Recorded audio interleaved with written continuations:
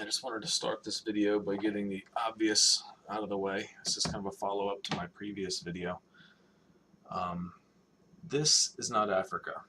So I pulled this from another video, and the guy said Africa, and I was in a hurry. And anyway, so this is not Africa. Obviously, this is South America, as someone pointed out. And at 3,100 miles, the math actually works. So the Discover satellite photos are the right scale.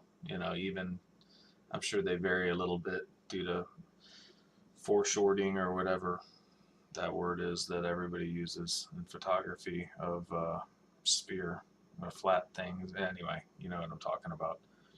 So this would actually come up to around 7,200 miles, whatever. So this one actually works. So that's kind of what I was looking for there.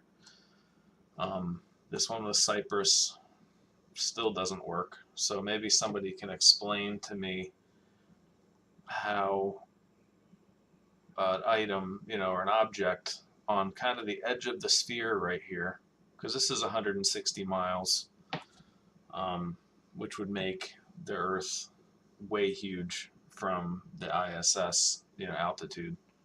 So, because this is 160 miles, 854 divided by 27. So 160 times 31.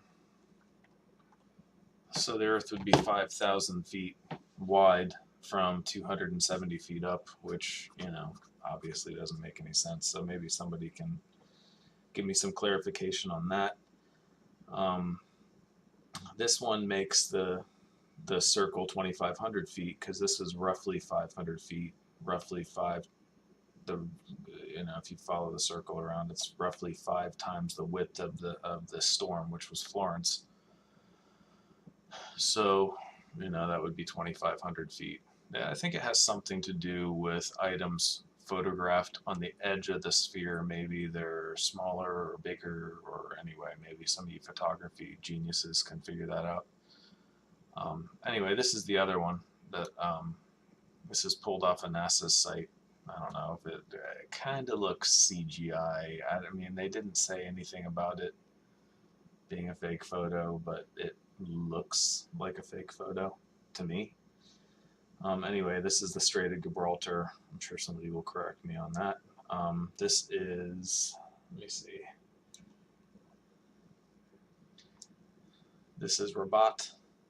And I measured to this point because I can see it, and this is going to be estimated, but I mean, it's either one of these two cities, but I think it's this one. Anyway, the length is 152 miles, as you can see, from here to here. So if you follow the curve around, I expanded the curve. I'm not going to prove it. You guys can just take my word for it, or do it yourself in Autocad and you'll get the same thing. Anyway, once again, these are not miles or anything. This is just units. So to compare apples to apples, 11,394 divided by 852.67 equals 13.36 roughly. I calculated that the ISS can see 237 miles.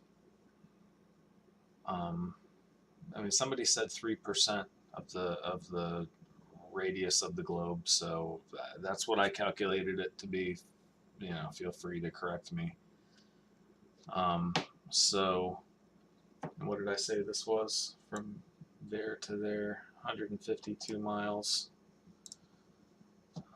So 13.36 times 152 equals 2,031 miles, which, I don't, can you see that much from 270 miles up?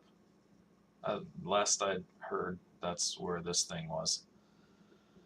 So anyway, I mean, it could be perspective, whatever. I haven't really gotten any good answers from, people calling me flat tard every 2 seconds. You know, all I'm doing is asking questions and trying to figure this out. I don't really care whether the Earth is a ball or flat or whatever. I just have a fundamental distrust of NASA and government in general. So anyway, that's where I'm at, and I'm still going over questions in the last video. But I appreciate the constructive comments, and I've actually learned a few things. And you know, some of this stuff, you know, I was wrong on. I'm not ashamed, or you know, I'm looking for the truth. I'm not looking to be right. So anyway, I appreciate it, and let me know, or you know, if you can give me any explanation on this, please put it in the comments. Thank you very much.